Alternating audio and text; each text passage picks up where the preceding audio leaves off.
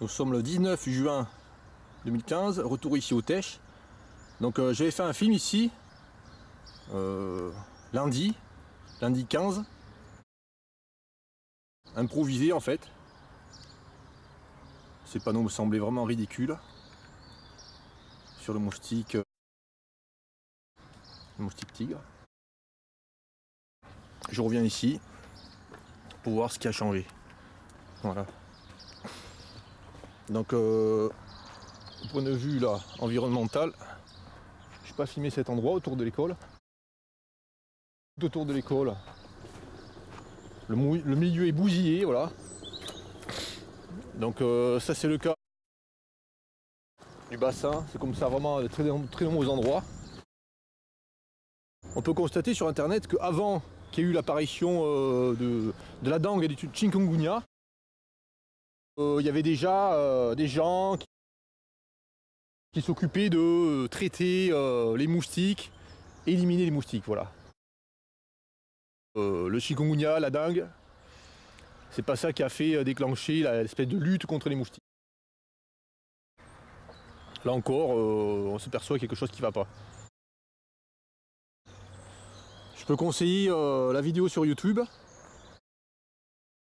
Ce débat là sur le chikungunya et la dengue et les moustiques. Donc c'est une sorte de conférence. Bailleul-sur-Mer, dans les Pyrénées-Orientales. Les acteurs politiques qui débattent de ça et comment la chose a été gérée. Voilà, on s'aperçoit en fait que ça a été géré de manière complètement ridicule. Voilà, ici nous voyons que nous avons un sous-bois à Mélempire, enfin nous avions un sous-bois à Mélempire, pardon. Voilà, donc là, la dernière fois, là, je vais constater qu'il y avait une forêt à Mélempire, et là je disais que elle était vraiment abîmée souvent cette forêt. En fait, depuis peu, en fait, ça fait au moins 10 ans que je connaissais cet endroit, la forêt, là, elle n'avait pas été touchée. Et là, c'est nouveau, voilà. Ils touchent, ils broient les forêts, ils débroussaillent. Ils peuvent donner comme argumentation de faire ça, là, c'est la lutte contre les moustiques. Je pense que c'était les informations régionales. Ils ont montré un petit passage sur Saint-Médard-en-Jalles. Et ils parlaient de la lutte contre le moustique. Mais là, c'était pas de la lutte contre le moustique dans le cadre de la lutte contre le chikungunya ou la dengue. Ils parlaient de la lutte contre le moustique. Tout simplement parce que le moustique s'approchait des habitations et piquait, voilà. Et ce qu'ils préconisaient pour lutter contre le moustique, c'était de broyer tout le pourtour de la rivière qui passe à Saint-Médard-en-Jalles. Je crois que c'est la Jalles que s'appelle cette rivière, voilà. Donc ici, nous voyons que nous avons un sous-bois à Mélempire également, là. Très riche en mélempire. Donc ici, ils ont coupé les mélempires. Voilà, ils coupent les mélempires. Alors qu'ici, c'est très joli. C'est un sous-bois assez clair. Les fougères qui sont espacées, assez espacées. Et entre les fougères, ce sont des tapis de mélempire. Donc des plantes très attractives pour les bourdons. Donc ça, ils en font une bouillie.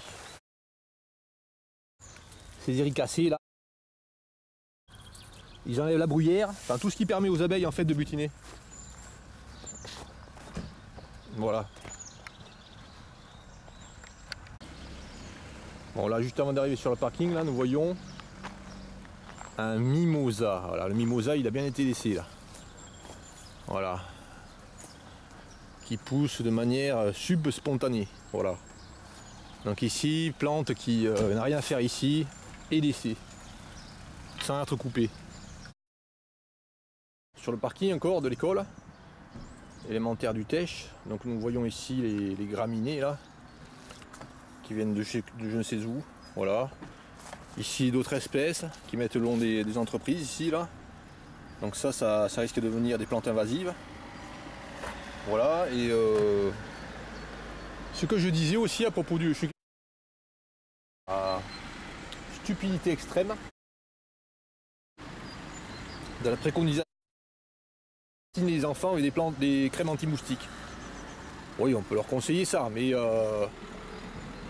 l'action qui devrait être faite c'est de demander aux gens qui viennent des pays où il y a le chikungunya de se mettre de la crème, enfin d'éviter dans les endroits où il y a des moustiques, etc. Ce serait mieux, ce serait responsabiliser les gens qui sont potentiellement vecteurs de chikungunya. À la rigueur, on pourrait imaginer que dans les aéroports, on leur dise que voilà, vous avez droit à un tube de crème anti-moustique par personne, enfin si vous le voulez, voilà. Il suffit de demander, voilà, par exemple. Plutôt que de demander à tous les enfants, enfin si c'est fait sur toute la France, ça veut dire que c'est beaucoup d'enfants. Puisqu'il y a à peu près en France, par classe d'âge, enfin il y a 850 000 enfants chaque année qui naissent. Ça fait 8 500 000 enfants tartinés avec de la crème anti-moustique. C'est pas sérieux.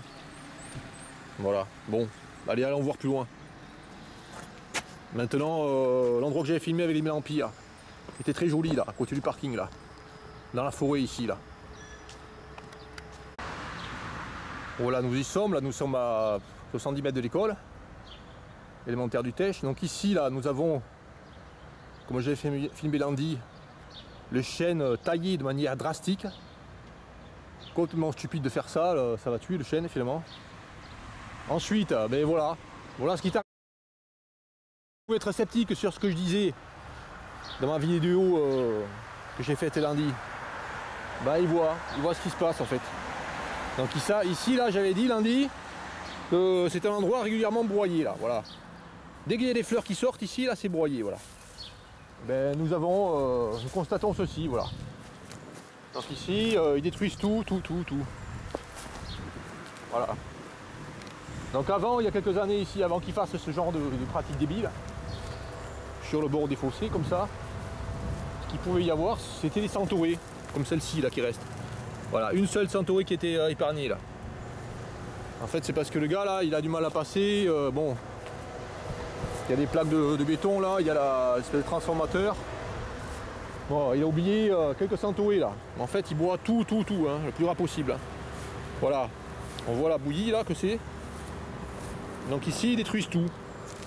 Donc j'avais souligné qu'ici, c'est un endroit vraiment particulièrement riche en Mélempire. Alors, ils détruisent tout, ils coupent tout. Hein. Alors, non seulement en Mélempire, mais aussi, voilà, c'est les légumineuses là. Le trèfle, voilà. Tout ce qui permet la vie est coupé. Alors là, nous sommes à... Enfin, là, ils ont coupé ici, là. Et là, ils ont arrêté là, mais on ne sait pas quand est-ce qu'ils vont recommencer, là. Ils peuvent faire n'importe... Enfin, ils peuvent recommencer n'importe quand, voilà. Donc ici, là, voilà. Du bon Mélempire. Donc c'est ce qu'il y avait sur la partie qu'ils ont coupée, voilà. Donc ici, on peut constater que tout ce qui est beau, tout ce qui est intéressant est coupé. Et ici, là, il y avait des saules. Non, il y avait des... il y avait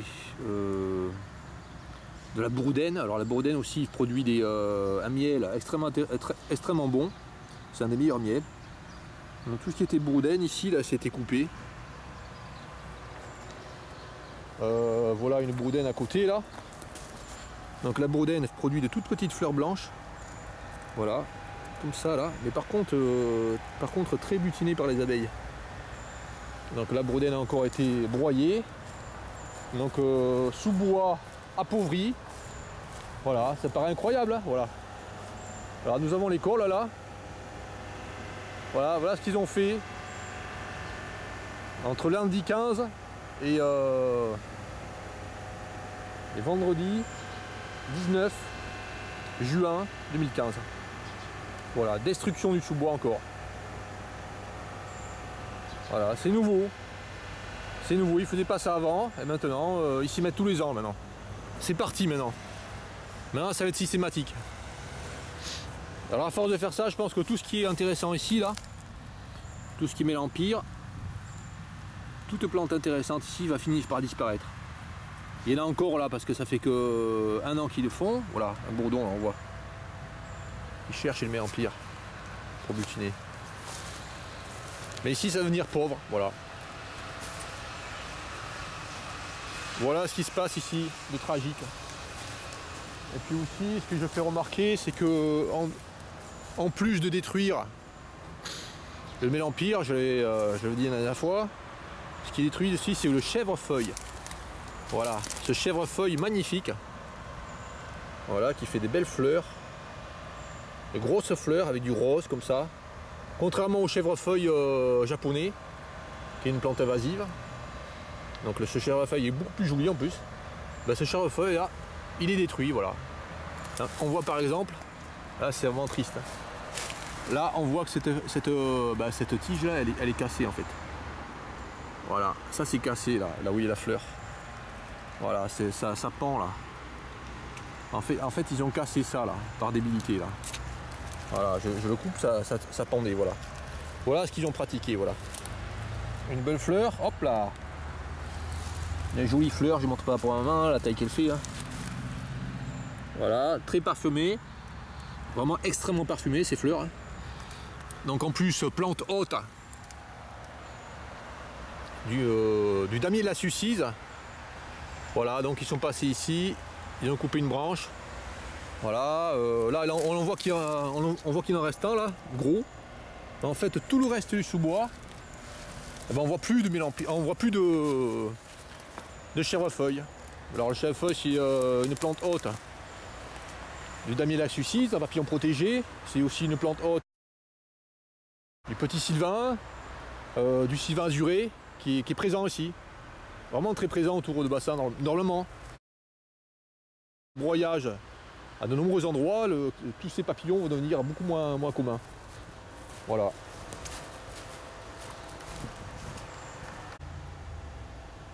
Ils sont toujours dans le sous-bois, un peu plus près de l'école. Donc ici, là, on voit la finesse encore. Hein. Voilà. Donc les engins sont passés ici, on broyé tout. Dans le sous-bois. Pour rien encore. Pour le plus grand mal de la nature. Et ici, on voit que très souvent, là, sur plein de chênes, il y a des blessures. Donc ici, encore une nouvelle blessure. Voilà. Voilà, encore l'écorce qui est enlevée, là. Voilà, donc ils font vraiment beaucoup de mal à la nature ici. Énormément de mal. On voit que d'ailleurs, au même endroit, là, ici, l'an dernier, là, exactement au même endroit, là, l'an dernier, enfin, pratiquement au même endroit, une autre blessure a été faite. Donc ici, la sève circule plus au-dessus, là. Ici, je ne sais pas s'ils ont atteint l'endroit où la sève circule. Là, enfin, c'est une grave blessure. Donc ici, ils compromettent la vie des chênes. Beaucoup de chênes meurent à cause de ce genre de pratique débile. Donc on voit ici là, à quel point ils rasent ras. Ils ne cherchent pas à couper en fait. Ils font vraiment le plus ras possible. Hein. Ils passent avec un engin là, qui racle le sol. Hein. Donc ici là, on voit un sol très sableux. Hein. Donc ils raclent bien le sol là, à fond. C'est pas une décision de respecter la nature. Là, ils coupent vraiment le plus ras possible. Hein. Coupe à 1 mm. Alors on voit la bouillie qu'il y a dessus là. Donc là normalement il y aurait des fleurs s'il n'avait pas fait ça. Plein de fleurs.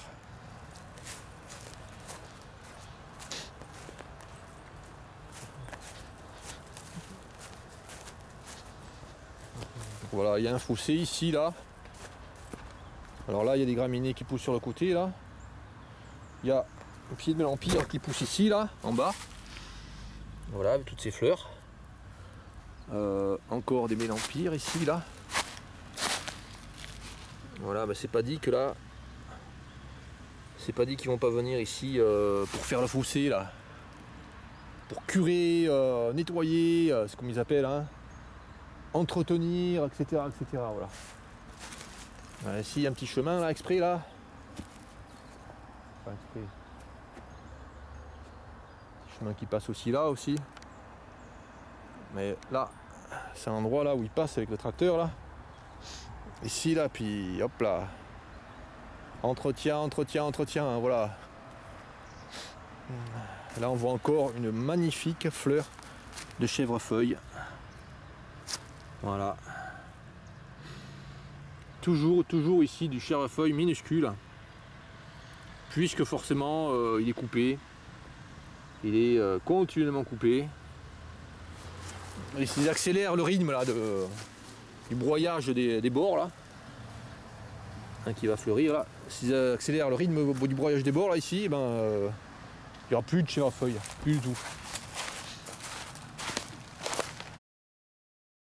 Fait des petites fleurs, butinées aussi.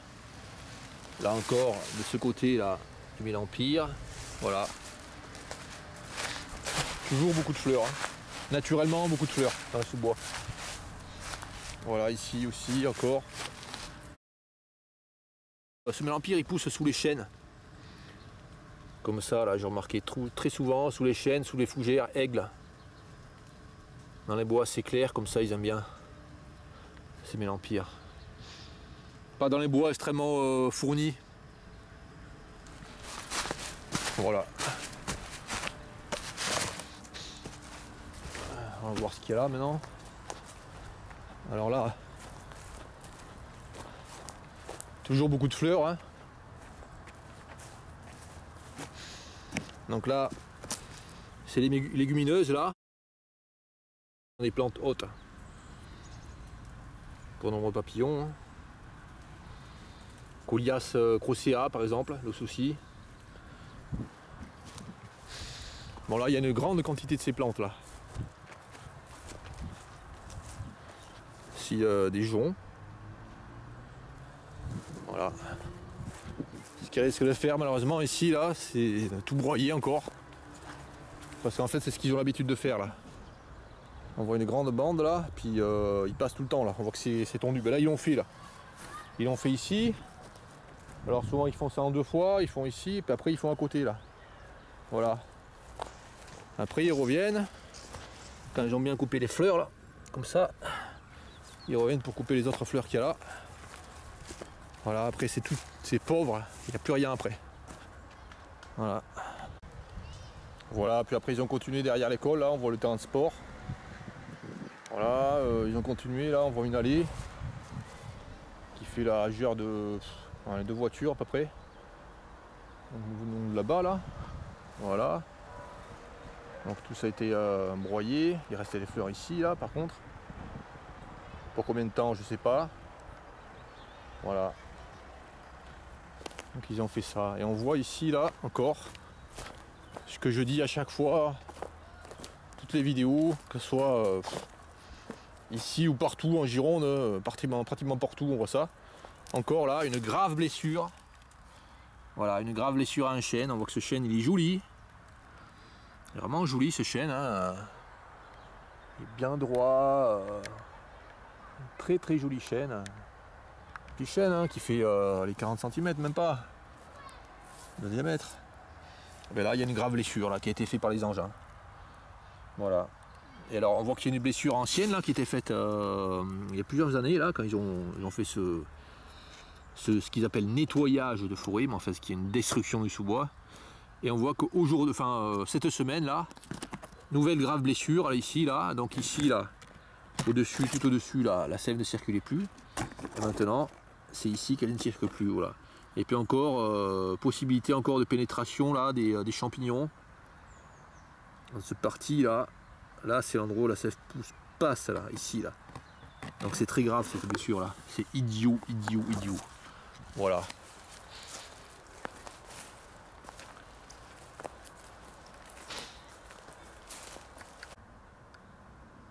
Voilà, 30 mètres plus loin, prolongement dans la forêt là.